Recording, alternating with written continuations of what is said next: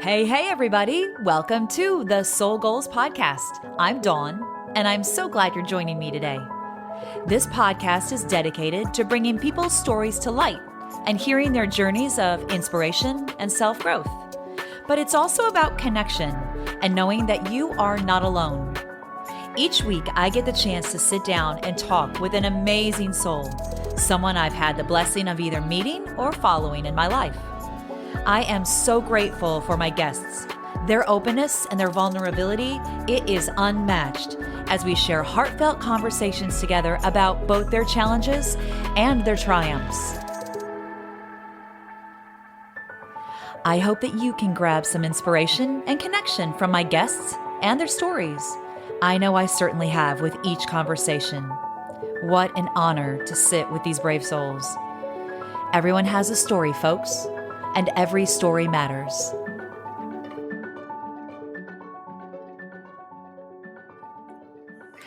Hi, everybody. Welcome to another episode of The Soul Goals. My name is Dawn, and today I have the privilege of speaking with an amazing woman. I met Nicole Christner probably been a couple of years ago through the volleyball world, like the beach volleyball world. And let me tell you, Nicole is a no joke person. She will absolutely help you on every level, give her 125,000% to you, to your kid, to what it is that she's doing and growing the game in the volleyball world. I'm jumping way ahead of myself here. Nicole is a renowned beach volleyball coach and recruiter within the juniors volleyball world. She works out of Atlanta, Georgia, but I don't know that you're ever in Atlanta very often. No, I'm really I always talk. You're gone all the time, but what you're doing is, again, you're growing the game in such a really brilliant way. You do a lot of high level clinics. You work with both professionals and high level juniors beach volleyball, both with them and alongside them in many different ventures. Her life is so full. I actually met and worked. My daughter worked with one of your friends in the volleyball world this past weekend when we were out of town. And we were texting back and forth a couple of days ago. And I was like, I didn't realize that the two of you knew each other. I said, you need to meet Nicole Christner if you don't know her already. Like, she's a volleyball road warrior too. Like, you're always on the go. And I think the thing that I love is that you have so much passion for helping other people and for getting them to the place that they want to be, that they deserve to be, and that they strive to be. Because so many times people don't have that ability to get there. And I understand now from talking to you briefly before this interview that a lot of that is innate in you because of your path and what you had to go through to get to this point. So without further ado, my friends, let's welcome Nicole Christner to the podcast today. How are you? Thank you very much. I'm doing well today. Happy to be here with you, Dawn. Thank you so much for the invitation. Absolutely. So Nicole, like I said, is the busiest bee in the world of volleyball. Legit. I mean, we were talking about multitasking a little bit ago, but I really think that you got it hands down.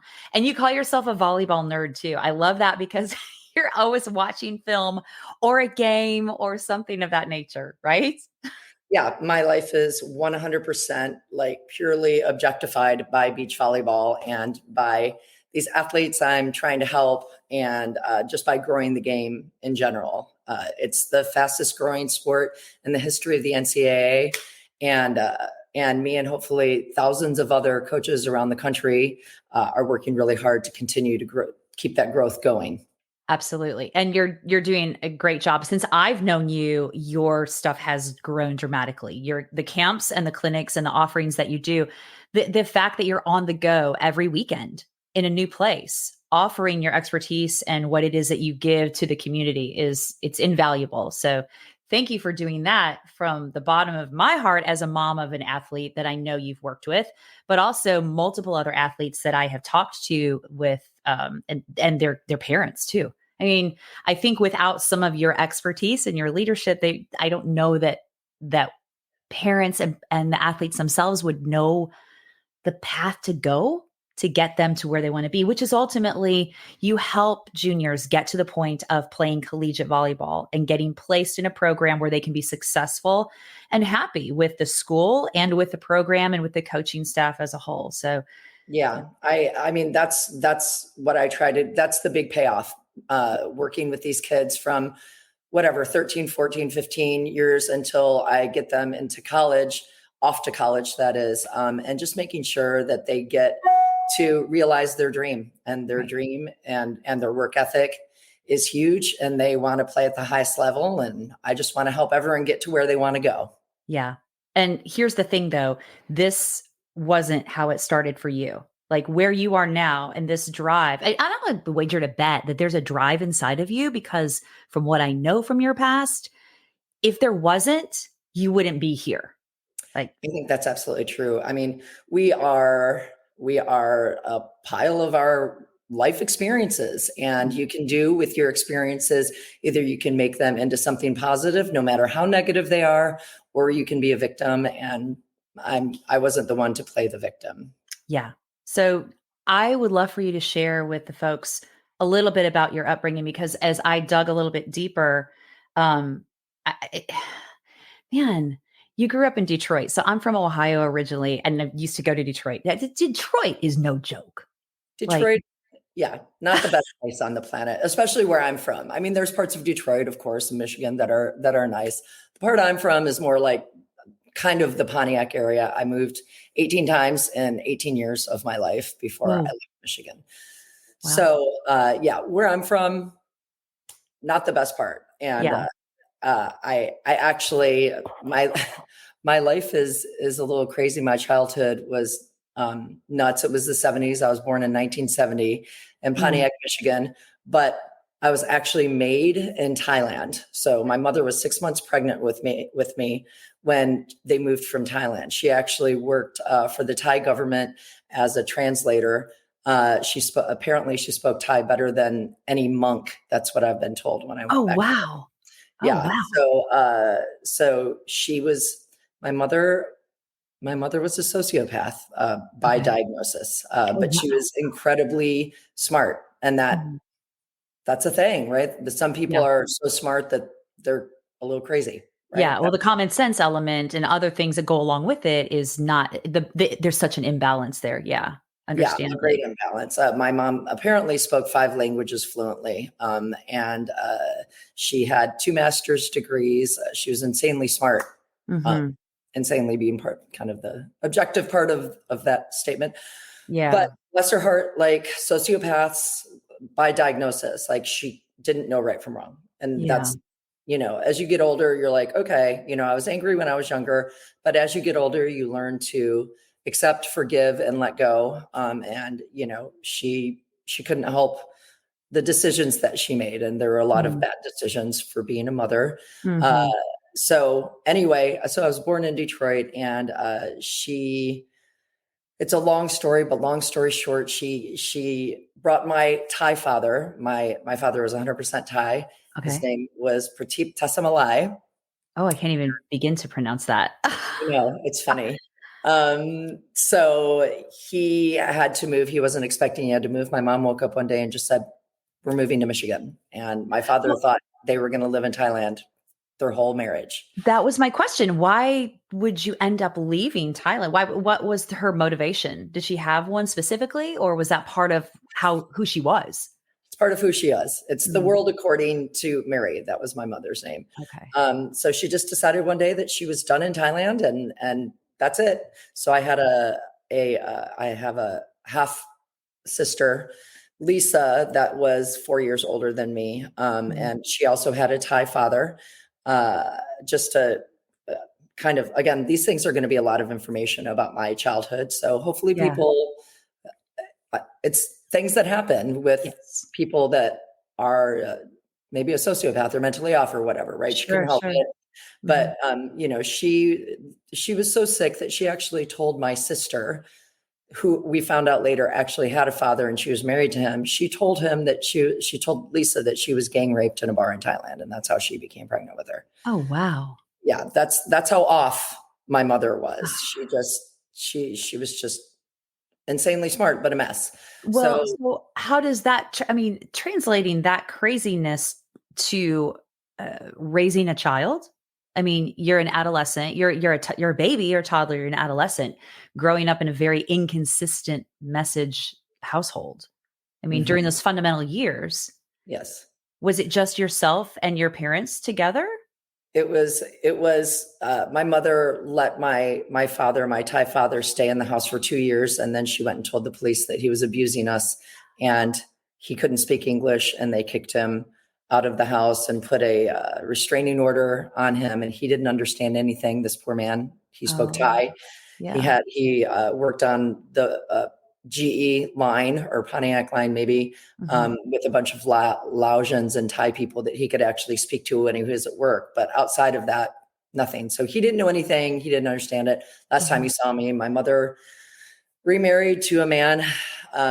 This was the 70s. It was the mhm, 70s. There was lots of free love. There was lots mhm, of drug abuse. mhm, My mother was part of all of that. I think that because of the imbalance in maybe her brain chemistry or whatever was happening there was a lot of addictive personality uh, mm, disorder that drove her to alcohol and drug mhm. abuse. And again, it was the 70s, so Yeah, yeah. a different time, right? And Yeah. so my half sister Lisa, and I were brought up in a house with the our adopted father. He adopted us in 1975, but he happened to be um, a bisexual, and was having an affair with a man that my mother also ended up having an affair with. It's very Oh, contra- no. this is why I'm writing a book. It's This very yeah. a lot. So Uh, the question though is that like how old are you and your sister at this time? And you're being shuffled from one extremely dysfunctional situation to another extremely dysfunctional situation. it And you're was it was young. Yes, it was very bad. I we were 6 years old by the time I truanted my first time. I was 6 years old. My sister was 10. Mhm, We truanted, and I don't have great memory of it. I'm not super specific mhm, because PTSD is something that I lived with for a long time. So with somebody who goes through traumatic experiences when they're young, in their cognitive years, especially, mm. don't create a lot of great memories. Yeah.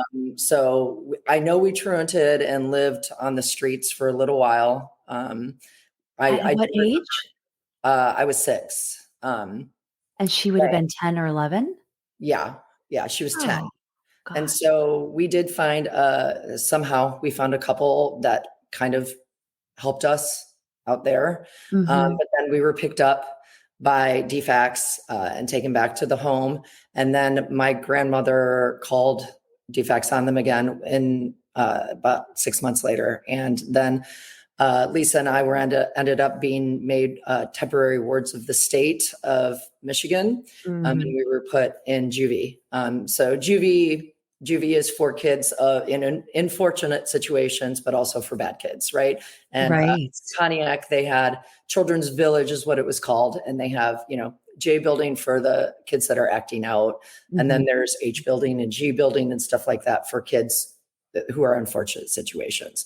mm. So we were in there, and I was made a permanent ward of the state. And then I was adopted by a family who I'm not related to at all Okay. when I was 12. Was your sister adopted with you? No, my sister kind of went her own way. She kind of went the way of my mother. Mhm. Definitely, again, nothing wrong. Everybody should do them, right? Yeah. My sister's path was more that of a victim. Okay. And so she was constantly turning. She got into drugs at a young age. Mhm, Her path was very bad and mhm, sad. And mm. she unfortunately lived a sad life, and she passed away about, I think, 6, 7 years ago. Oh, So wow. I'm so sorry. And I feel like I want to ask you, do you feel like there's a definite difference between the two of you in terms of how you approached living in that condition, if you will? yeah, yeah. I mean, when DFACS picked us up and made us and took us to Children's Village, we had not been in school. There was no power. There's no water. Apparently, There were drugs all over the ground. We just were on mattresses on the ground. I have all of the papers from the court system. So I've read all of my reports on all the lawyers' things, my social file and stuff like that. So I know how they found us. I know all the things that happen in court. But again, I don't have a really clear memory of all of this. Right. It was a very bad situation. Again, I have bits and pieces of memory, Right. but not a lot of clear memory. But, it's funny to me as I get older, when you're in an unfortunate part of life, now I tend to remember the good times when I think about maybe somebody or situation, or even women. We've broken up with men and then gotten away from them because it was terrible. And then you think about them a year later and you're like, oh, it was really nice. And you forget all the bad stuff. Right. Yeah. Yeah. I don't know why that's the thing, but it is. So it was weird that in my childhood, it was just the opposite. I remembered all the bad stuff with my mother. And with my stepfather, my stepfather sadly abused us and molested us. I mean, it was just one thing after another. I was an Oprah after school special, my childhood. But, and speaking to a lot of people that are my age that were, late 70s or late 60s, early 70s, there was no way.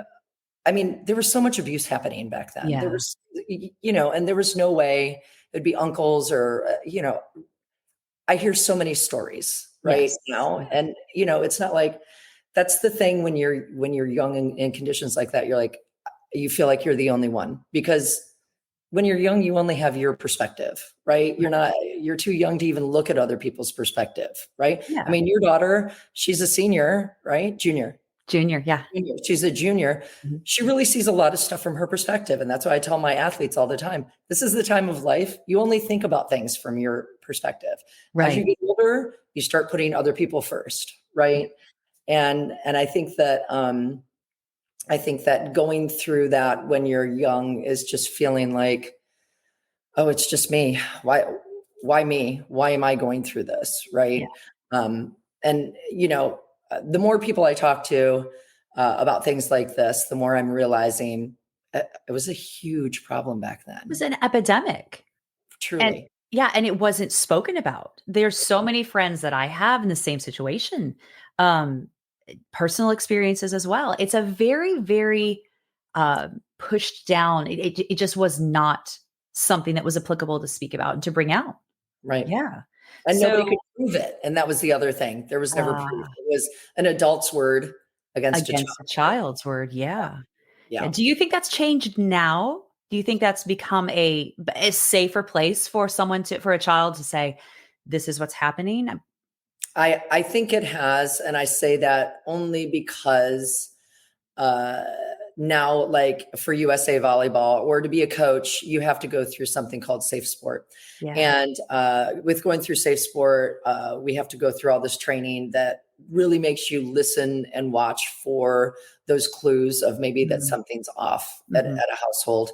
And teachers have to go through the same thing. So anybody that's in any sort of educational system or system in which you're working with youth these days, we all have to go through training like that to ensure that we're always keeping our eyes wide open and looking for those sort of things that maybe a child isn't telling you, but you can see physically or in conversation with them, you see those points coming out. So you're a little bit more fine-tuned to it. Yeah.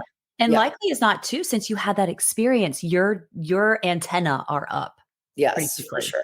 Yes. And I also think that just in general, back in the 70s, a child's word against an adult word, I think it's flipped now, right? I think that now, especially even with girls, it's right after the Me Too movement and, the world's just kind of a different place now. And so I think everyone's eyes are a little bit more wide open than they used to be then. Yeah. Would you do things differently? Would I do things differently? Like my life differently? Yeah. No, my life up until going full-time coaching in 2015 has been, it's been a journey that has taken a lot of turns, but all of our stories have, right? My story has been having many different sort of, careers, a lot of people who know me, they're like, just tell me what you haven't done, Nicole. That'll be part of the list, Right? telling me all the careers that you've had. Right. So I just think that, again, I am a function of all of my past experiences, and I'm thankful for those. Yeah. Would I like to go through my first 18 years again? No. Yeah. Would I have done it differently? Sure. Would I have been the same person? Definitely not, but Not. hopefully Yeah. close to the same person. Hopefully our baseline characteristics and our soul, or whatever you want to call it, kind of remains consistent. That's who you are for your life. And it's a matter of choosing the right forks in the road to really hone in on when and how quickly you get to the person you're supposed to be. Yes, exactly. And I think we're always evolving and growing no matter from that point of understanding about our story and kind of what that shaped us to be. Yeah. And we're still changing, we're still shifting as we age yet. I wonder, you said the first 18 years, I know looking through some of your bio, age 12 was a pretty pivotal year for you when a lot of things changed for you in a little bit more productive way. It was almost like when I was reading through it, I was like, okay, there's a light. There's a little bit of a light that's opening up for her. And it came in the form of a middle school teacher. Actually, he was my sixth grade teacher, but yes, Okay. sixth grade is elementary school in Michigan. I know Okay. it's middle school in other parts of the country. Right. Yes. So when I was adopted, after I was a permanent ward of the state, I was adopted by a family that I was not related to at all. Mm-hmm. And I went into public school. And in public school, my sixth grade teacher was Mike Lindstrom, and he was pivotal in my life for sure. Mm-hmm. He was honestly the first person who I felt like saw me, Mm-hmm. valued me as an actual human being.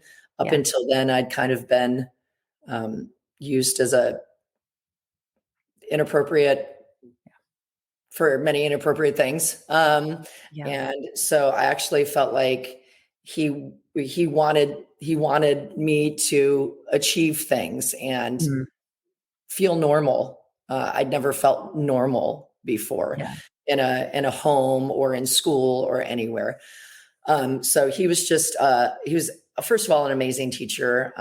He in sixth grade, we all know that maybe your focus is a little challenged Yeah. at being 11 Yeah. or 12 years old, right? Right. Yeah. But honestly, all of us were always just like hyper focused on Mr. Yeah. L because he was entertaining, he was thoughtful, he individually saw every kid in that class. I mean, he was honestly, I'm 53. He's the best person I've ever met in my life. Oh, So he really pulled us in. And in sixth grade, he was actually the volleyball coach for seventh through 12th grade okay. in the area I lived in. And so he started having us work with volleyballs starting in sixth grade. So he'd get a jump on all the other middle school teams. And Okay. He was a was, competitor too. That's great. yeah, he was really fantastic. I mean, Mhm. I remember he would drew really good cartoons. So Uh-huh.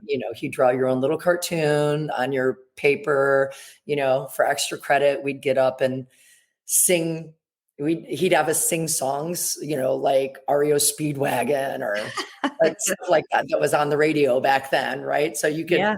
you wanted an extra 5 points on that. Well, get up and sing a song in front of everybody. He's just Wow. great, really focused, personable Yeah. angel. He was really fantastic. An angel for sure. I'm curious to know how that whole experience. So, like, did you initially jump in and was like, were trusting of him, or was there some trepidation on your part that was like, based on this, I haven't had the best track record with adults, so, not sure. Yeah, I think he was the first person that I had been around that I felt their energy, and not knowing at 12 years old what somebody's energy feels like necessarily. But I definitely felt like he was an angel. Like I could trust him Okay. immediately, right? Yeah. And I didn't know anybody, right? I mean, it was a scary time, but I completely just put my arms around it, and he just welcomed everyone and made everyone feel like such a great culture for Mm. class, right? I mean, Mhm. in sixth grade, you're just with the one teacher, and uh, I don't know. I guess it was really, I did trust him implicitly, immediately, I think. Yeah. And that culture that he helped to create probably, bound other people to you so that you can then connect with others. Did Yeah. you ever have any other situations where people came to you at that early stage that were in the same situation as you were? Oh, no, no. I was thankfully for them in a great area, a small town of Nice. Michigan, Yeah. that I think everyone was probably mostly in a good situation in sixth grade. Certainly when you get to high school and stuff, I think that things change, Yeah, obviously. for sure. For sure. Do you still talk to your adoptive family?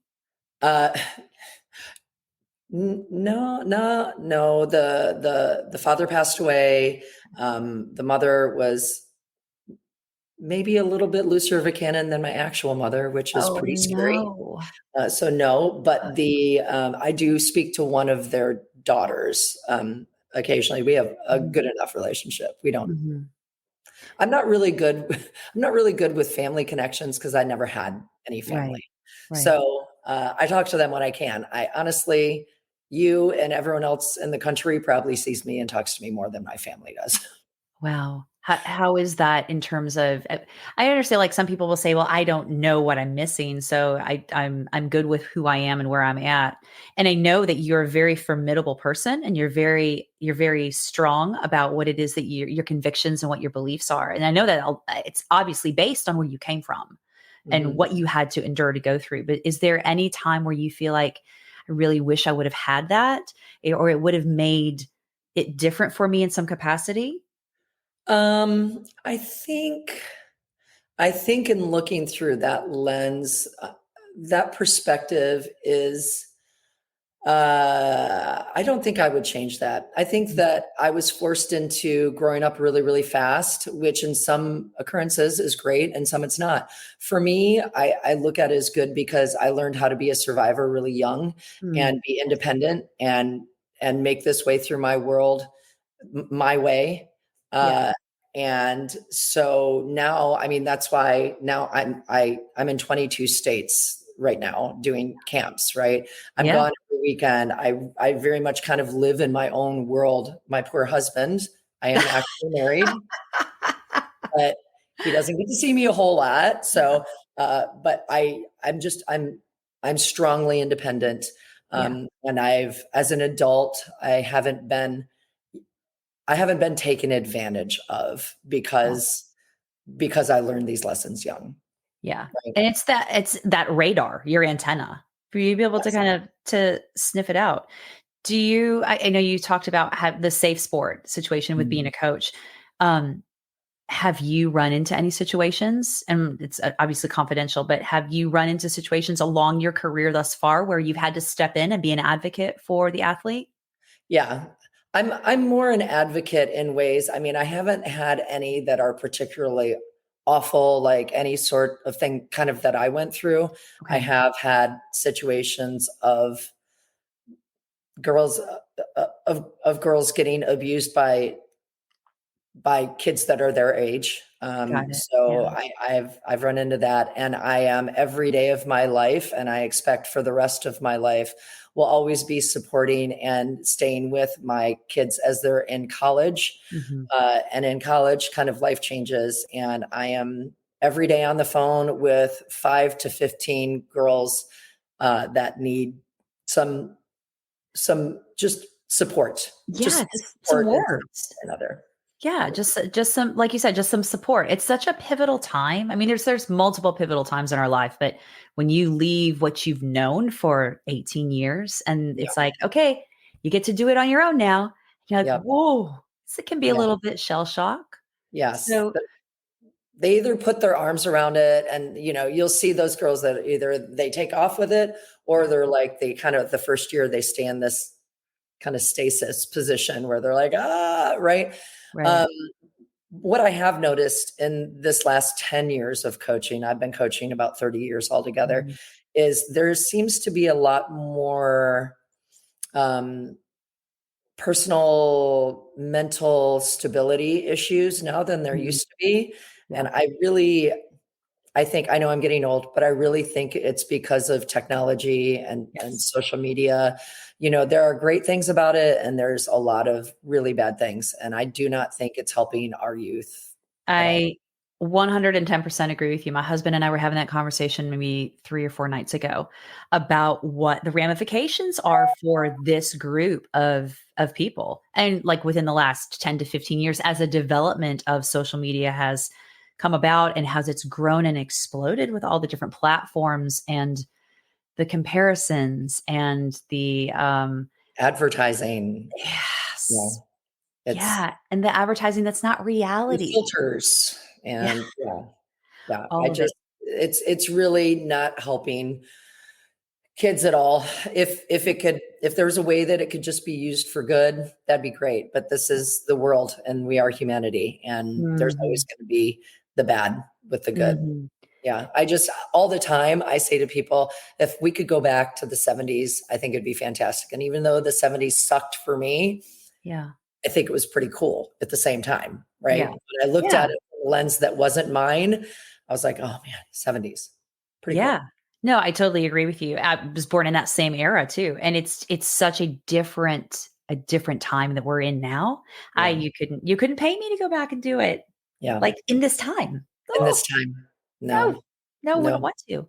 no. And that's why our support as adults has got to be even more heightened, right, than it was, but Yeah. in a good way, in a supportive way, and not in a, I don't know. I think that there's some people that have, I think there's some kids that can't do a lot of things on their own because they've Mhm. been so coddled at the same point, Yeah. right? Because parents are like, oh, when I was younger, I wanted this, so I'm going to overdo it, right? And so now Yeah. I see some kids that are just really entitled, and it's going to be it's going to be a hard go for them, you Yeah, know? it's a that helicopter Yes, parenting that we have come to know, and I understand it comes from a real place of yeah, wanting to concern, wanting out of concern rather, and wanting to help and wanting to yes, make sure that their kids don't have the same experiences.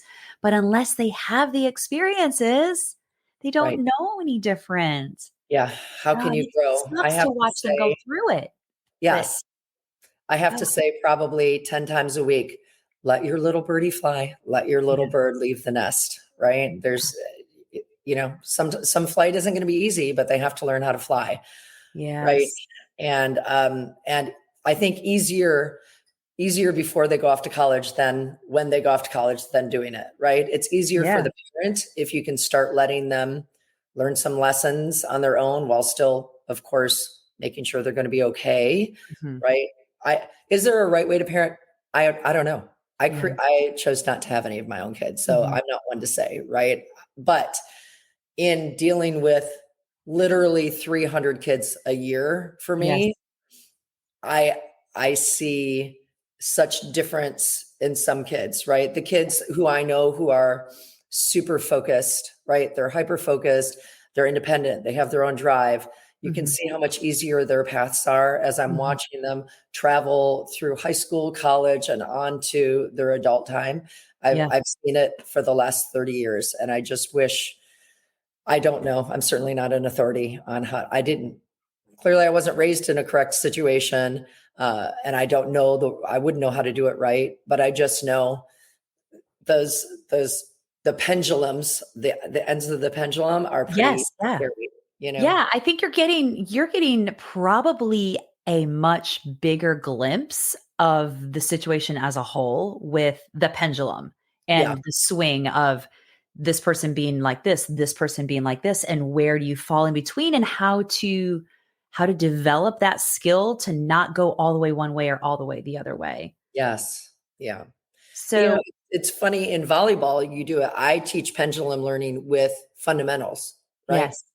But is there a way, and I just in our conversation talking about this, is there a way to do that in life as a parent? I don't know. Is that the right way or is that the wrong way? I have no idea. I always tell the kids, I want you to know this degree and fall somewhere in the middle because that's Yeah. where the comfort zone is. That's where kind of that Mhm. gray area zone is. And Mhm. when I was young, going through what I went through, and when I went through PTSD therapy, I was a hard black or white person. And Mm. I thought, That's because that's what you are when you're a survivor. You're Yeah. Yeah. very, very hardline one way or the other. And I remember my therapist at the beginning saying, we're going to learn to live in the gray. And I remember being so offended and mad and just Oh, feeling like, wow. why would I want to live in a gray area? That is, no, you have Yeah. to be one way or the other. And I never understood. And now let me tell you, I love gray. Gray walls, gray shirts, I'm gray. wearing a gray shirt today for you, I guess. Very much. We did it together. Gray is a Yeah. fantastic color. I'm just saying. Yeah. So I kind of think of that in the pendulum, right? If you're black or white and that gray sitting in the middle. And Yes. I don't know what those answers are. You as a parent would know better than me. I'm speaking out of turn, you So know? I don't even know that I would be able to speak to that other than we can speak to our own individual perspective and our own individual circumstance. But I think that if you look at the broader spectrum, like I like you not having children, you actually have 300 plus children, you know, Yes, I do. Per ma- year. males and females, I you know, do. so you're crossing both genders. So you're seeing the capacities of both genders, with the pendulum, one side to the other side. That's where I think it's really interesting to get that input, because seeing all the different places, yeah, I don't know that any parent really has it figured out, you No, know? no. I think we're all just trying to do the best that we can. I think And that's the answer. You're trying to do the best you can. That's all we can all do, right? It's just I'm in that outside lens, that third party lens looking in, and the kids will tell me things that they won't tell their Mm. parents, of course. Yes, I was just gonna say something about that, because with you having the experience that you had in the past, you did not have a safety net, like, Mhm. until you were 12 years old, and that elementary school teacher, Mr. L, like, was your angel and stepped in, but prior to that, you had no safety net. Correct. So you get to be that for other people, which is really, really a blessing. It's not just for the people, but probably for you as well.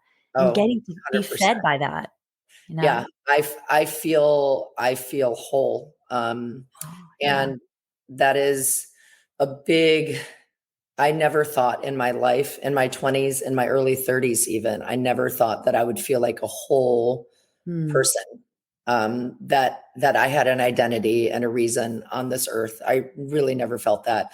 I started PTSD therapy when I was 32, yeah. and I remember the first day with my therapist, he said, Nicole, if you were to, what would you say is in your vase? If you're describing you, what Mhm. what of those things are you? And I was like, I don't I don't even have a vase. I don't even know what you're talking about. Yeah. Like, Yeah. what do you mean things that go in I didn't even understand it. Right. Yeah. I didn't know what I stood for. I didn't have an identity. In fact, I remember telling him, because when you're so traumatized, when you're so young, at least for me, and we talked about this with other cases, Mhm. you don't, I just literally took pieces Mhm. of people that I liked and kind of smashed them together and Mhm. I felt like I was faking being a human. Yeah. Um, and I just had no idea who I was. Yeah. And now that feels so far away from me, Yeah. because I feel like I'm the polar opposite of that. I feel like I 100%, I 120% know who I am. And I Yes. 1000% know what my identity is. And I Mhm. know why I'm on the planet. And Mhm.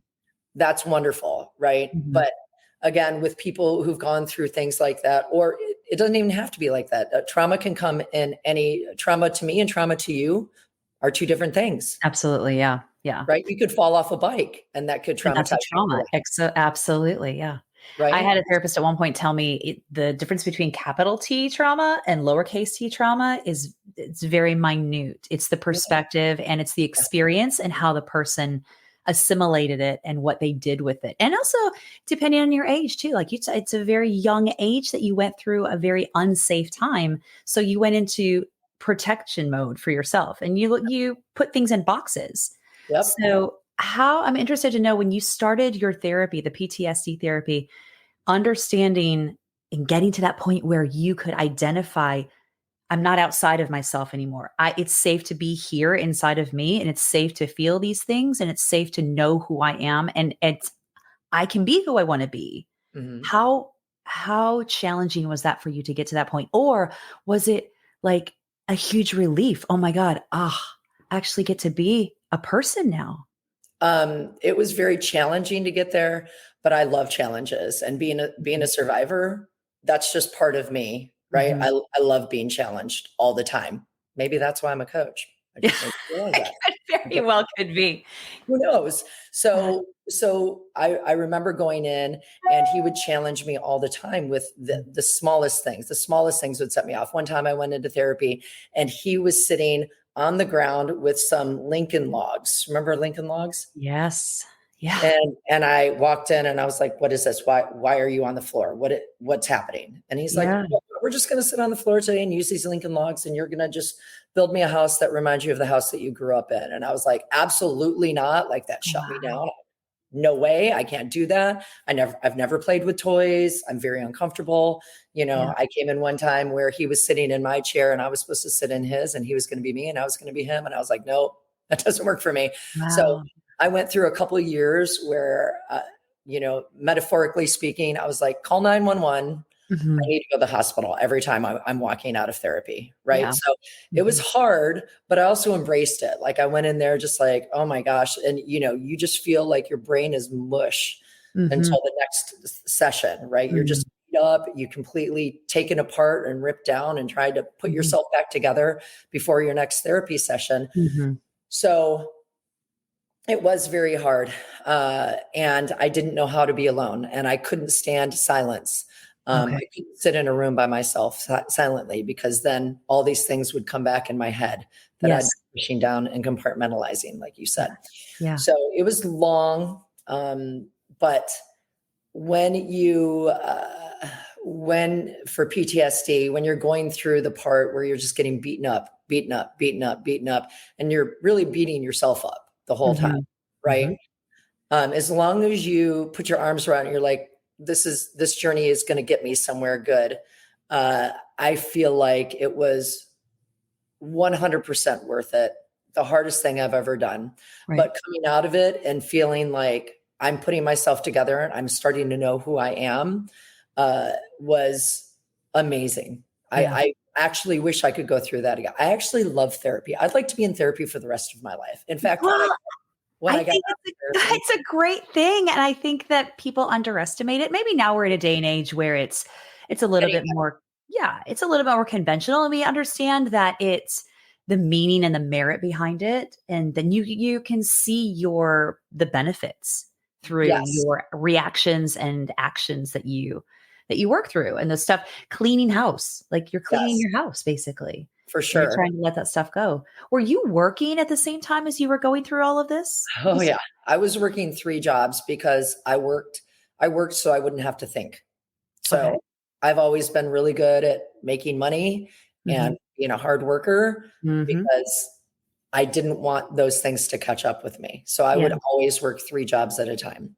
So I was really good at saving money. Yeah. And for a kid who came from living on the streets, I bought my first house when I was 24, and I Oh, had that's motorcycles and cars and all this stuff.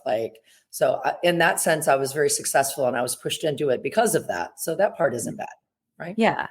And I think too that it's that survivor mentality that you go to. I know a lot of different people that have been in serious circumstances when they were younger that really had to scrape to Yep. find what they needed. And in adulthood are like they know the value of working hard for that Exactly. because they didn't have it.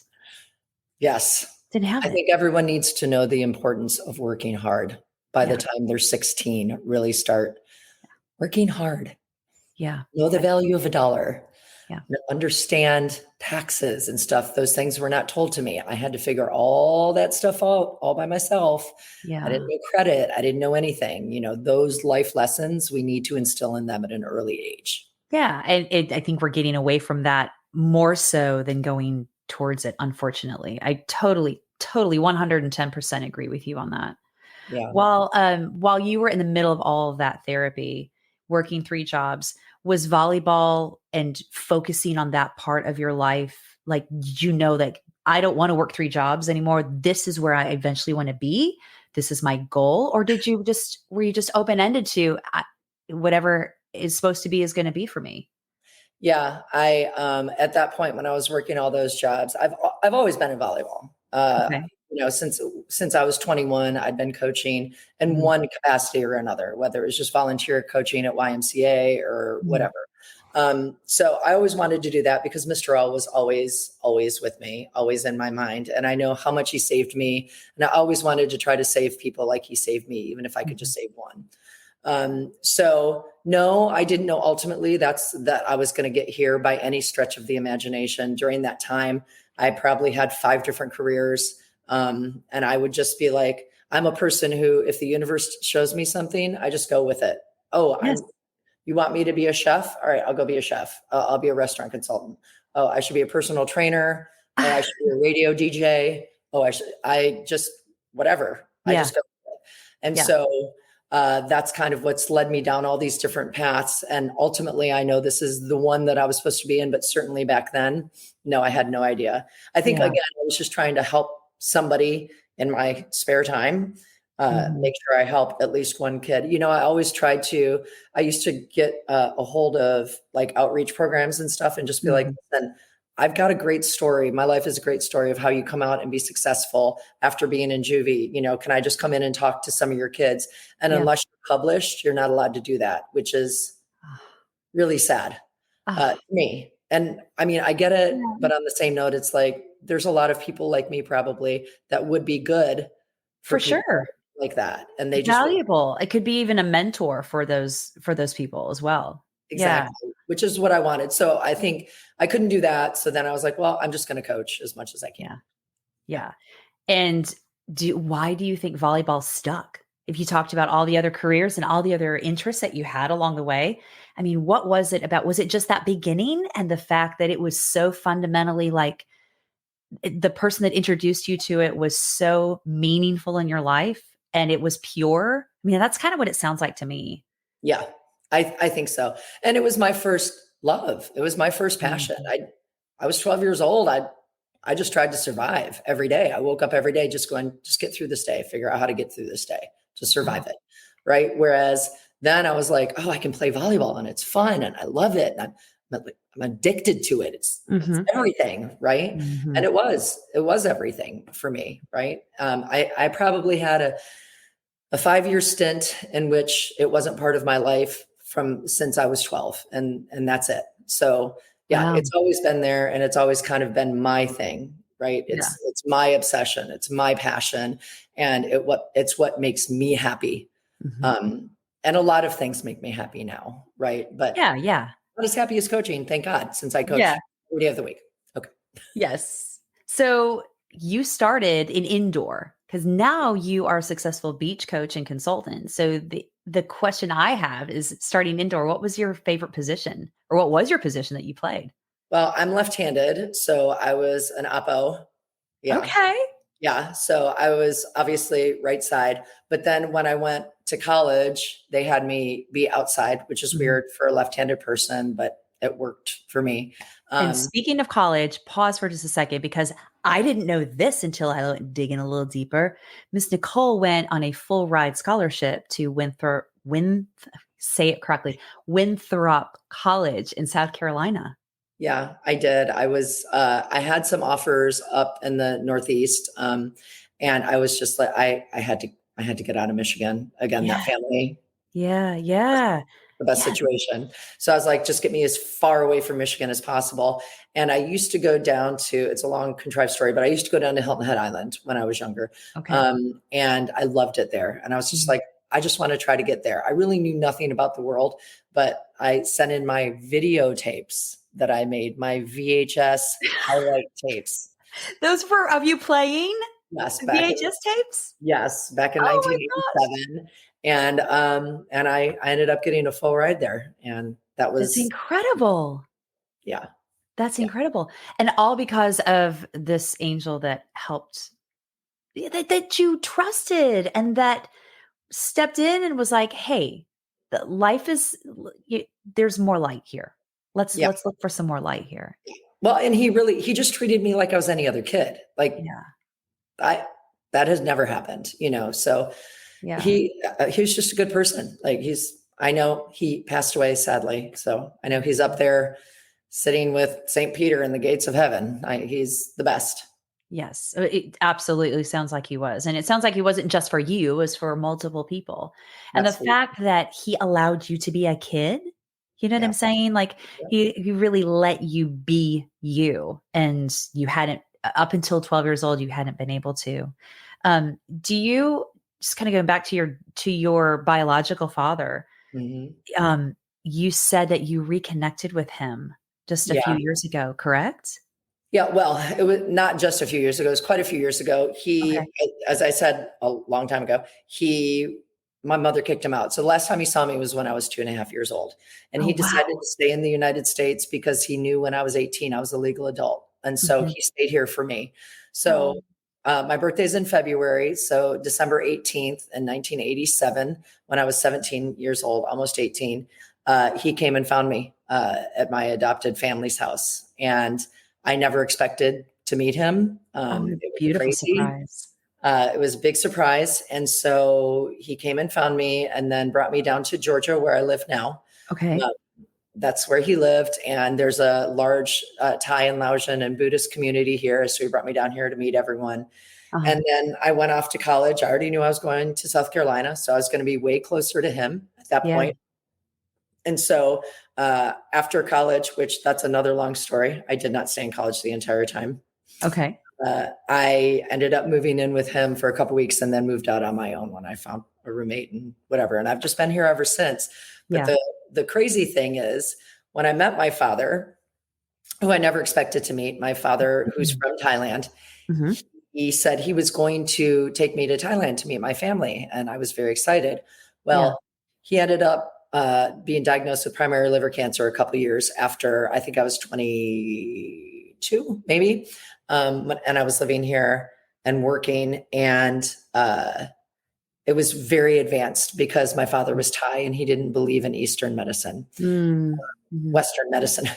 Western Western medicine. medicine, Mhm. that would be correct. Yeah. So one day I hugged him and his stomach was poking me. And I was like, what is that? And he actually had shelves of his liver was filled with tumors. So Oh, anyway, he went back to Thailand to go see some Buddhist monks who he believed could save him. yeah. And he said, I'm going to get well and then I'm going to come back and get you. Well, he never made it back. Yeah. So I thought, I'm never going to meet my family in Thailand. And my whole entire life, I was like, I have a normal family. Yeah. Yeah. I just wish I knew my normal family. My whole Right. life going through all that stuff I went through, right? And so when I was married to my husband, when I was 47 years old, my husband said, honey, it's time to go back to the homeland and Mm. find your family. Hmm. Well, we hired some investigators. Nobody could find my family. I didn't have any information. I didn't have my dad's birth date. I really knew nothing. And Yeah. anyway, long story short, we went there. I gave up any hope of ever finding my family. And our tour guide actually found my family when I was 47 years old. Uh, So but, like it would like a random kind of yeah. they knew the situation, or had you just explained it He to him? asked me why we were there. And I said, I didn't want to talk about it. My husband said, please just tell him. Oh my So I gosh. told him my story, and this man is a genius. He's actually, it's very funny. Our tour guide, he won like the kind of Who Wants to Be a Millionaire sort of game show. He was on Okay. 7 times. He was like the grand champion. So this guy's Okay. like some freaky, weird, smart dude. Yeah. Anyway, he found one of my second cousins Mm. on what is kind of their Facebook thing, and Mhm. and found the rest of my family from there. So I went back to Thailand. I met my distant relatives while I was there on that trip. And then I ended up going back a couple months later and spent 2 weeks with my actual family, my father's closest brother, and met my entire family there. Oh my goodness. They took me on a tour of insane. Again, I I'm mean, writing a book because it's bizarre. well, it's not even bizarre, but what a really beautiful wrap to the whole situation. The fact of knowing that you have family. You know Yes. what I mean? And you have a tight knit family because they're tight knit. Yes. Yes. How So did you when I feel? went back, they didn't believe who I was, which is funny. Oh, So I had to tell my birth name is Benchuan Tasmalai. And so I had to go back and have the very few pictures that I had of my dad. And I had an arbitrary picture of an older lady who looks beautiful, but is clearly Thai. And that was my grandmother. And Wow. anyway, so they finally believed me, because Thai people always think that you're trying to take them for a ride. So they don't Yeah. believe. Yeah. And if you're Thai, you don't get out of Thailand. That's you live and die there.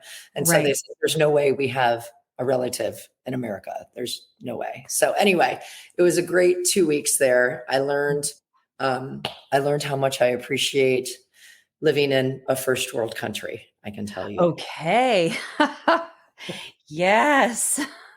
So I've never been there, but I've heard the exact same phrase come out of other people's mouths. Yeah. Yeah. You don't, when I went there, I was like, there's not a position you can put me in that I won't be able to survive and be fine in because of Yeah. what I've gone through. Yeah. But I learned how much I appreciate Yes. bathrooms and kitchens and running water and Yes. stuff. And I would also bet that on another level, how much you appreciated a family. I mean, Yes. like, it sounds very cliche to say because of the story in and of itself. But I mean, as an adult, being able to look back at all the things that you've progressed through and the therapy that you had gone through to get you to a point where you can function as a whole, full adult in this world and in this community, and as a successful one inside of your body, not outside of yourself, that, man, that's a gift. Like, it's a full circle moment. It truly is. How Yes. overwhelming was that for you to meet them? Was it just, It was, it was very overwhelming. Um, I, yeah, I couldn't speak for basically the first 4 days. I couldn't speak through my crying. Like, oh, that's oh, kind of all I did, but, yeah, truly amazing. Because they don't really speak English. I yeah. don't get to particularly stay in contact with them.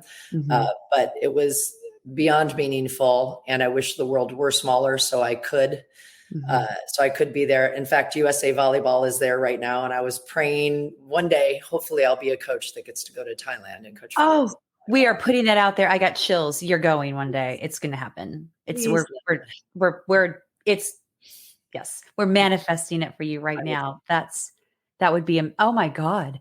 The pride that they would feel Yeah. for you in that position. Oh, and what they would give to you. It's just, that's awesome.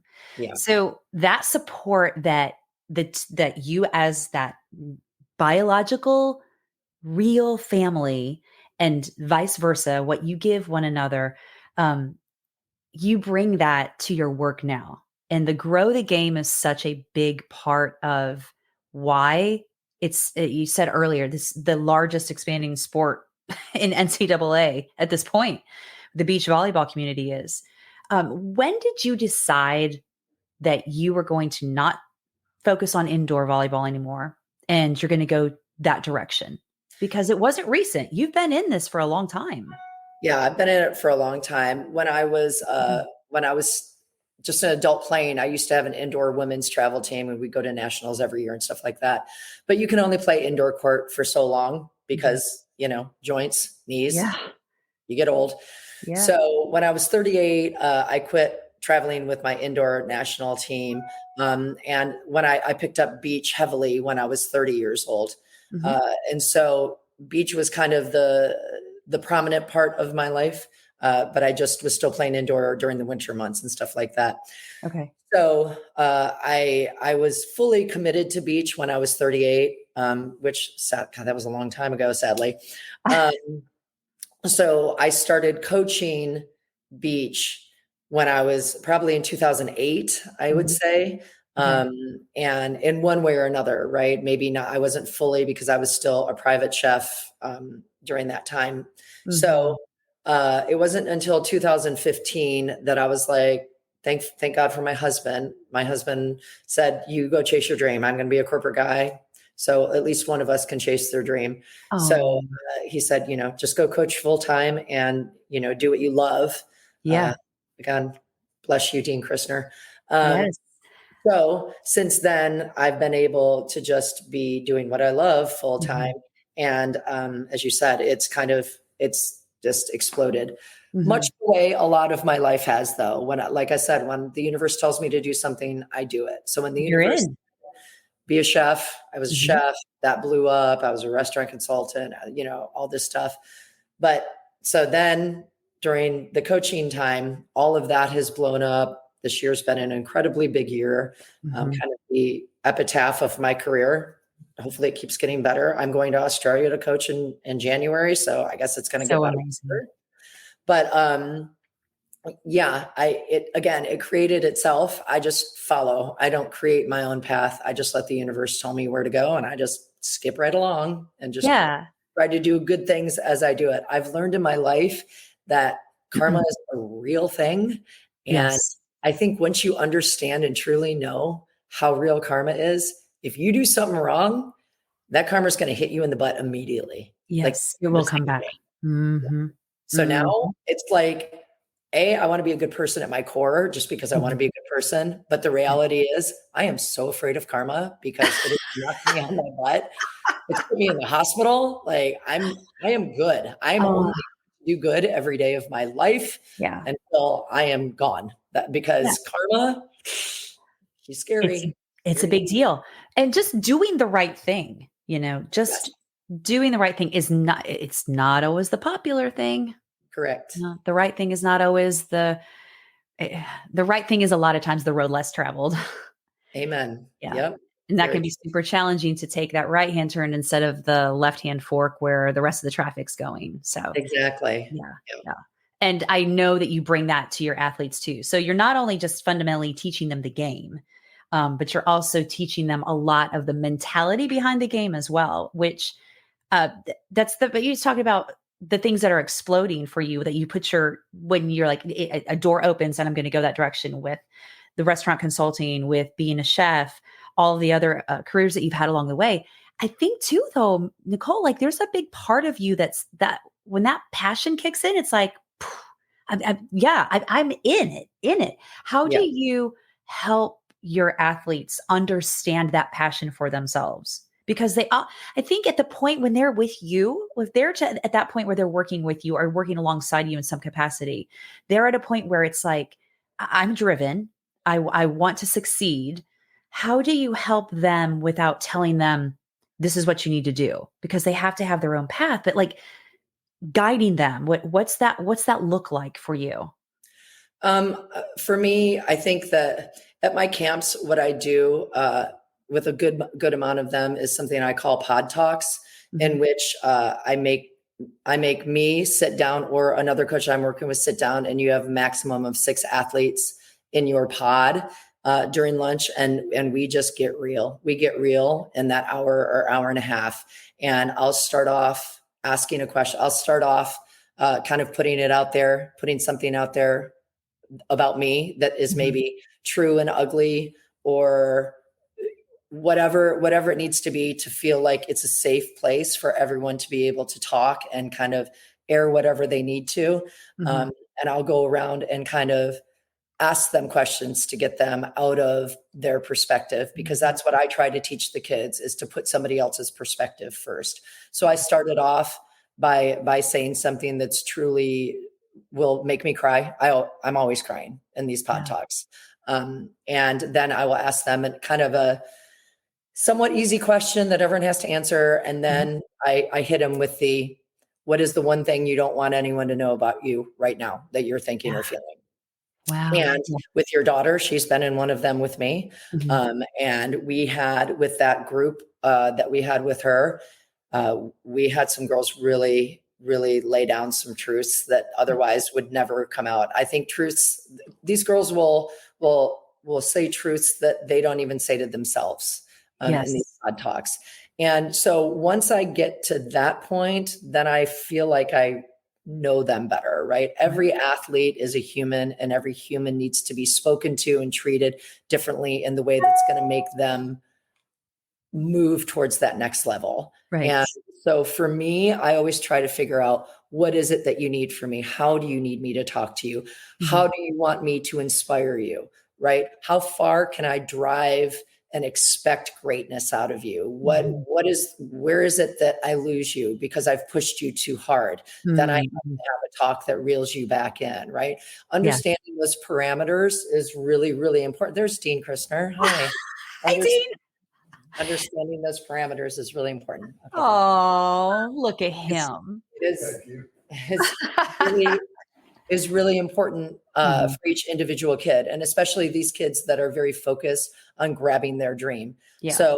So my job is to just help keep patting them on the side, or pushing them in their lane, or Yes. pushing them up, or whatever they need from the time that I meet them until I get well, it never ends. I've gone to weddings. No, it's yeah, you're still having communication with them. You have a great you're forming a bond with them and a Yes, relationship that's going beyond just the hey, how do you pass a volleyball in a fundamental way.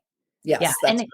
and I think that that vulnerability, especially for the group of juniors volleyball players that you work with specifically, is something that is kind of an unsafe place for them to do with their peers. So if they can do that in a place where they feel supported and they feel whole and like it's okay to be me, then maybe they step outside of that comfort zone outside of that group, which then you just got the whole big deal of like sports make the human, you know? 100%. 100%. I believe the socialization aspect, the respect, the focus, the drive. I mean, everything to me is, and not every kid's going to be in sports, right? But in some sort of a club that makes them understand all of those things, that socialization aspect is priority, and in Yeah. my opinion. Yeah. Again, not a parent myself, so you know, Yeah, but your experience coming from I just continue to go back to that experience of your your situation and where you came from. yeah, Being here now is even more fundamentally, it's like my mind is like, wow, you could have gone so many different directions and it yeah. could have gone so differently for you. Yeah, Yeah. I think that the big thing is that we're all born with a certain personality characterization, and mine is an A++ personality, right? So Yes. I'm pretty specific about everything, which is also the way I coach. Right. I'm almost OCD. I'm very, very, very, very specific about everything.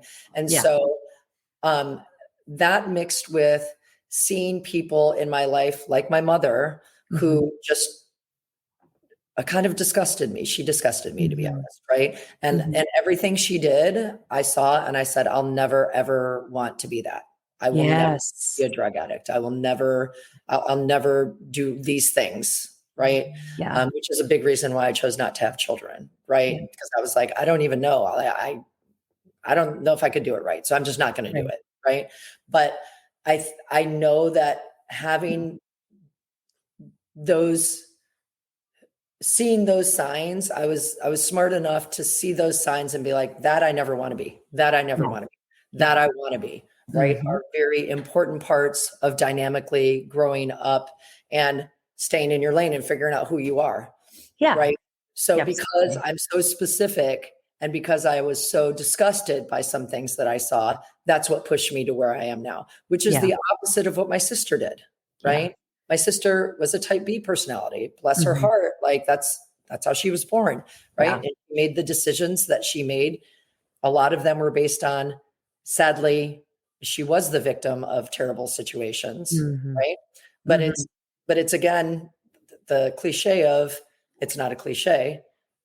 It's how you react to situations, right? It's Yes. not the situation itself. It's how do It's you your reaction. correct. Absolutely. And then Yeah. it's also knowing you go through those situations that are not, positive or that your perspective is that it's bad or you put a label on it for whatever it is. Yeah. So say my good is your bad or vice versa. Right. But we have those experiences that we don't like and that don't feel good for us. It also teaches us what we don't want. Correct. You Yeah. know, like your mom and being able to see that side and know that this is a direction I do not want to go is a real motivation too to go a direction that is much different. Do you feel like that success and that drive, do you feel like that pendulum for you has ever gotten out of control? Like it's gone way to the other side? Or do you look at it as being maybe you look at it as being as it's a savior, like it saved It you. is. It's a catalyst Mhm. to success, right? And for me, that pendulum hasn't gone the other way because of those baselines of this is the opposite of what I want to be. So I saw it, Yeah. right? And you can only drive with a person who has that perspective and has a survivalist mentality. People that I've spoken to, other survivors, you don't get tired. Like Hmm. you don't get tired of trying to Hmm. drive towards what you feel like is a good place. Yes. Yeah. Not working I am. I'm working 500 jobs, but no. Well, it's a part of you. And I think too, that's probably a part of your personality that was Mhm. probably going to be there anyway on some capacity, but that maybe that switch just got turned on, you know. For sure it did. For Yeah. sure. So I am, in the end, I'm a very appreciative of the things I went through because I am accumulation of my experiences. Mhm. And that's why I am here now. And I am able to help and touch so many families and athletes' lives. Right. And it Yes. is what I was put on the earth for. And do I wish that I would have gotten here 10 or 15 years earlier? Absolutely. Yeah. Absolutely. I would not have so many gray hairs that I have colored. So, um, But so you wouldn't have been the person that you are now 10 or yeah, 15 years ago, you know? I mean, even with the evolution of the therapy that you've had to go through and the pieces that have popped up randomly that have probably presented themselves like, oh God, another piece of work. Here we go. That's yeah, gotten you to the next right space for you so that yeah. you can then be this whole individual for your athletes and the people that you serve and the community that you help and that you're involved with. Yeah, it's a great community. I'm Mhm. really lucky to be here. I'm very appreciative of the people who've seen in me my drive and my passion. I mean, USA Volleyball has really been great for that, a great Yeah. catalyst. And I went into the USA pipelines kicking and screaming many years ago, and now I'm really happy that I'm there Yeah. and really helping to drive the boys' beach game. Now the girls' beach game is giant, and it's its Yes. own. It'll grow without me for sure. Uh, so with USA, I really work primarily with the boys, and Mhm. I really want that side of our world to keep growing. And I love working with boys. I've worked with girls for decades. Yeah. Working with boys is its own new challenge, but also I don't have boys. I only have girls. uh, So I can only imagine the yes, you difference. can. Yes, you can. But it's actually really great because the funny thing between girls and boys, girls who are athletes and who want it, they're insanely focused, Yeah. right? And usually they're very polite and focused, Yeah. right? And girls aren't naturally athletic, right? There's Right. maybe 10% of girls that are God gifted athletic. I call them girl boys because they Yeah. have athletic like boys. It's Yeah. crazy, right? Yes. And then there's the boys who are God given athletic, right? But they don't have focus, right? So it's the Yes. polar opposite situation, and learning how to do them has been super fun. But Right. for instance, in August, I was given by USA the great job of being the US 19 national team coach. And I was able to take a boys team and a girls team to Puerto Rico, Mhm. where they won a gold and a silver. So I'm very proud of them. But uh, when we were training them at the Olympic Training Center before we left for Puerto Rico, uh, I had to do 4 sessions in a day, and it went girl boy, right? Oh, So I had to go. you're like right brain, right brain, left, like That's just exactly what it boom, boom. was. Jeez. Yes, it's really hard to make that shift and make that shift 4 times in one day. By the end of those days, I was like, ah, Oh, your brain had to have been like, I yeah. gotta make it stop I for a need minute. it. Yeah, like I just trying to make lesson plans for the next day. I was like, I don't even know. I don't have anything left. I can't do it. Brain scramble. God bless them though. I love them all. Yeah. Well, what's next for you on your agenda? I know that you're constantly on the go doing clinics and trainings, but what is the next? It's the Australia trip for you in January, yeah? Yeah. So Australia, I'll be there for 3 weeks in January, and I'm just so excited. Apparently there's states in Australia, which I didn't realize. So I Okay. get to go to many different states and work with a bunch of different age groups. And with some, I guess I'm doing with the Australian Volleyball Federation and stuff. So I'm really, really excited about that. Oh, wow. Um, and I'm kind of hoping I'm talking to some other countries Mhm. about maybe going and doing camps there too. So I love the idea of being able to be a little international. I don't actually have the time. I don't have one single weekend off through March right now. And that's Oh, just because I wow. closed my calendar. I probably won't have a weekend off until August.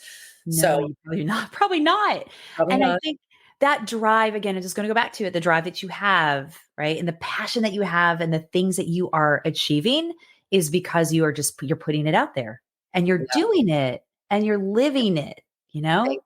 I am, and I love it.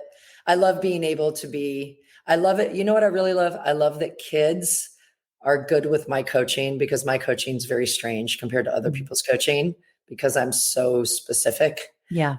I think it could go either way, and I tell kids that all the time. I'm like, look, I may not be your coach. Like, you Yeah. may not be okay with me coaching the way I coach because every single little movement I'm very specific about, Mhm. right? Where we all have something gold to give, right? All coaches are Mhm. different. All coaches see different things. And that's the Right. wonderful thing about being coached by as many people as possible, whether you're an adult or a child or wherever you are in Yeah. life, right? Having Absolutely. different perspectives and different fresh eyes on things is always the best. Yeah. Uh, and maybe I'm not the coach for everyone, and I'm totally good with that. But it lets me be the volley dork that I am, and the kids actually like stand with me on that. And Yeah. this last weekend, I actually went and watched 4 programs play in Arizona, 4 college programs, and I got to see Mhm. about 20 of my girls play at a college level. Oh, And that was a really, really special weekend. And I got yeah. to see what I had to talk to them about because they lost some fundamentals since Okay. them last. So we had to have Okay. talks. But overall, it's really, really cool watching it. Yeah. It's just this job has given me so much joy every Yeah. day.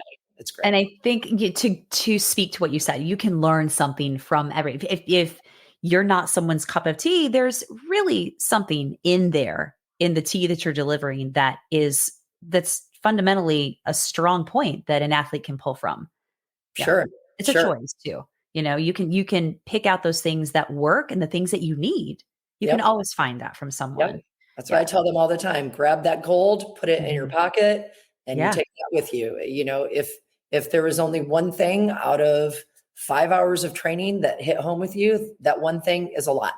Take Yeah. that with you, right? And then grab whatever gold you can from the next coach or person. You know, you're not if you're not an athlete, us adults, right? Every Right. person we Right. meet, there's a reason we meet them. There's a Right. reason that you're communicating with them. So figure out what it is so you don't have to keep on meeting them and them waiting for you to grab it, right? Yeah. The universe is Yeah. trying to make us be like, learn the lessons. We're giving them to you. Just take them, Yeah, right? just accept them. And I think we put up so many different barriers to that based on our experience and based on our stubbornness. Yep. Maybe. Yeah, And our that little, boundaries.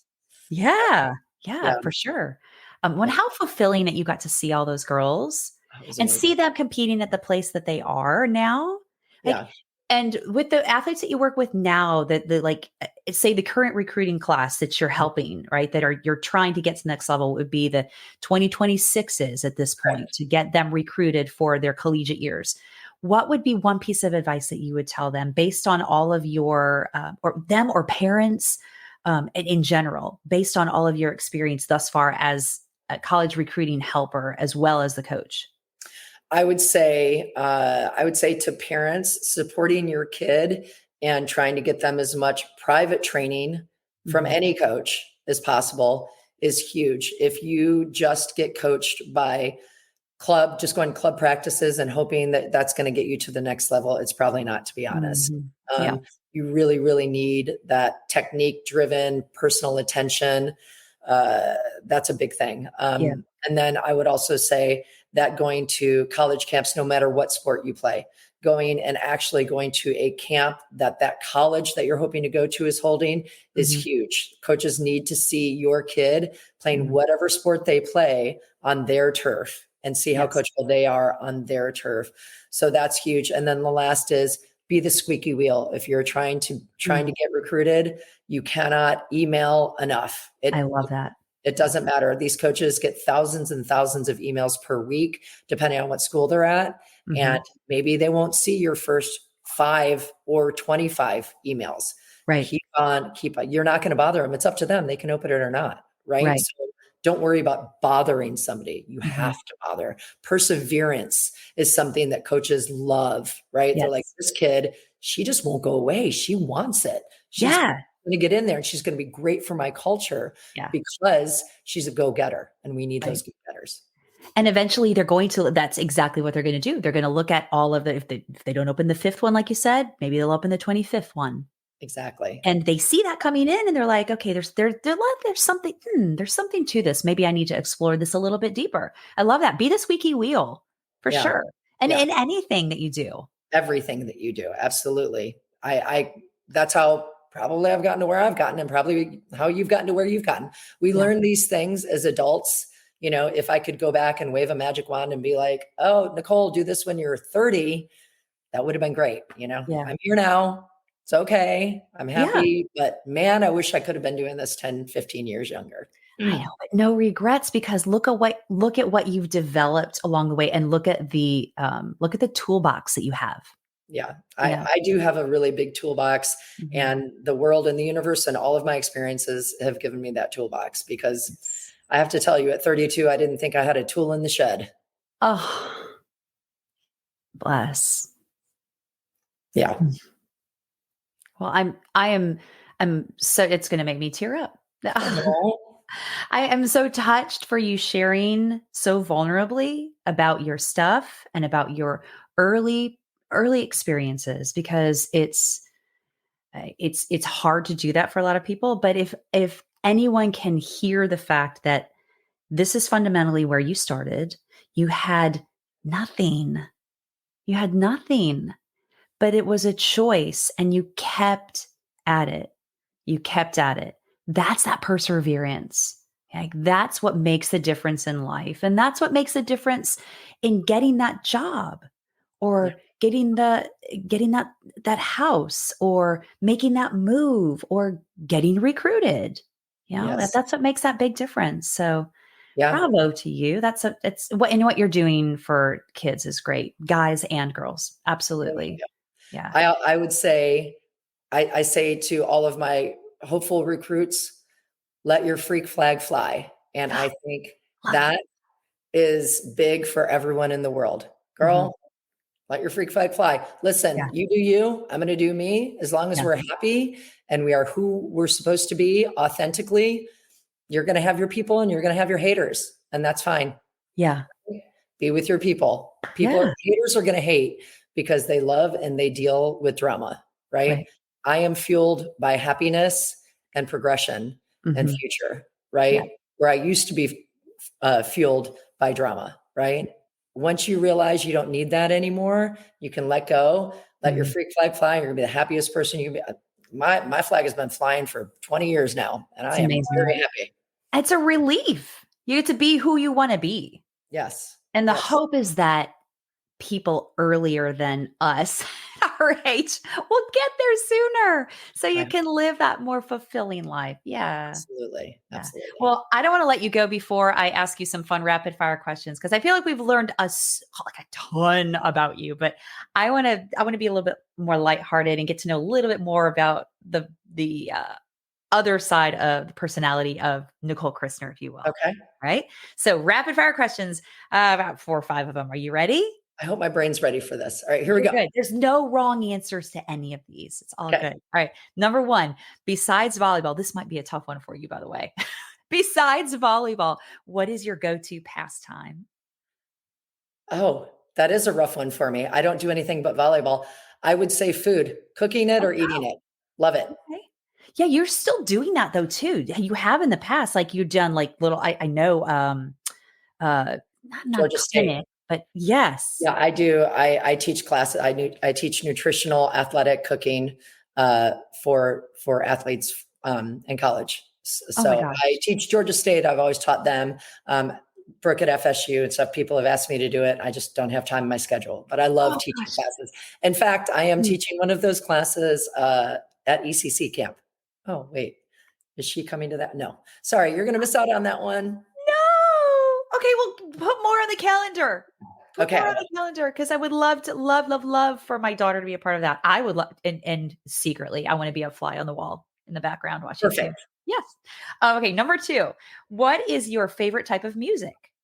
Actually, it's jazz.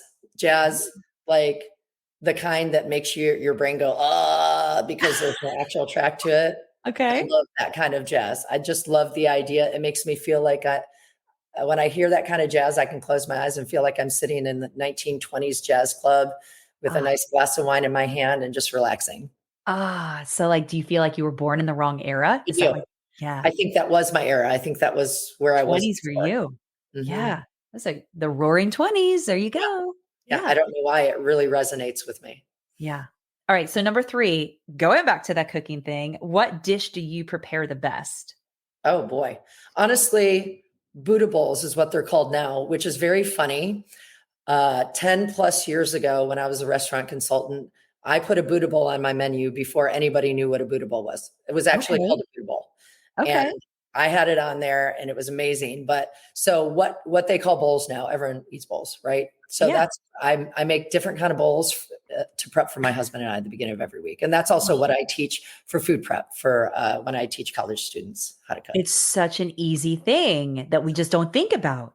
And Exactly. the combinations that you can put together, that's the thing that I would need the help with because I'm so basic. I'm like, like I got my base and then I got my protein and then I got this or this. I'm like, I Yes. need other options. Yeah. Oh, girl, we'll have to do a class. You'll see I it. I am not kidding you. No, it's Yeah. okay. Yeah. I'm We're ready. going to create an extra day in your week to I be know, able to right? do that. I wish somebody could do that. I would sleep probably on that day though. That you probably would need to. Yeah. Yeah. All right. Question number 4. Do you watch TV shows or other shows that you download one episode at a time, or do you binge whole seasons at a time when you have the chance to? If I had the chance, I would binge a whole season. It's hard for me not to. So yeah, but I probably only have time to see 2 or 3 at a time, and that's usually on an airplane. But I I would was love to sit and binge an entire season of almost anything. Okay. All right. And last but certainly not least, this is probably a pretty redundant one based on all of our conversation for the last hour or so. What motivates you the most? I would like to say growing the game, but Mhm. I think what motivates me the most are the individual athletes and families and their passion. And Mhm. just a kid saying, this is my dream to go play at the next level.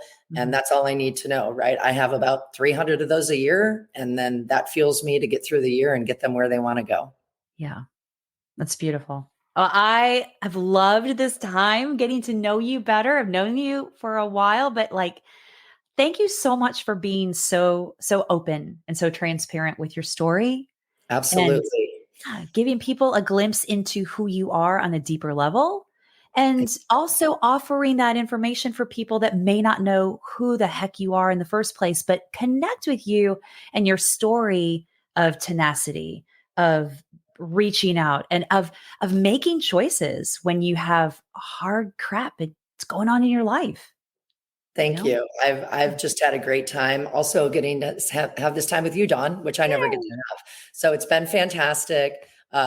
Please follow me if you don't. You can find me on Instagram under VB like volleyball VB underscore coach underscore Nicole Nicole. Anytime I can help anybody, I really try to. Whether it's I have people reach out to me and ask me advice because their kid's a golfer or Yeah. whatever. Like if I can help you in any way, I'm always willing to help anybody get to the future that they hope to get to. She is totally not lying, folks. She will do it. She will bend over backwards for you. Yeah. So please, if you need that assistance, reach out to her. She will do everything she can. Thank you for doing that. Thank you for growing the game. Thank you for being you. And thank you for all you bring to our community for sure. Thank you so much, Dawn. I've had such a great time. I love your podcast. I can't wait Oh, to watch thank and you. listen to the rest of them. Yay! Well, have a wonderful rest of your day and a really great rest of your week. And we'll see you soon. Thank you. Let your freak flags fly. Amen. Bye, girl. Bye. Thanks so much for tuning in today, guys. If you have an idea for an interview or you would like to share your own story, I would love to hear from you. Send me a message at dawn@thesoulgoals.com. If you enjoyed today's podcast, I'd love for you to leave a review and to consider following and subscribing to the show. With weekly releases, there is always another interesting story to be heard.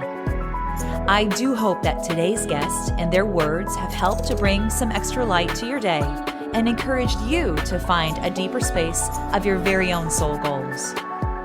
Until next time, friends, remember that everyone has a story and every story matters.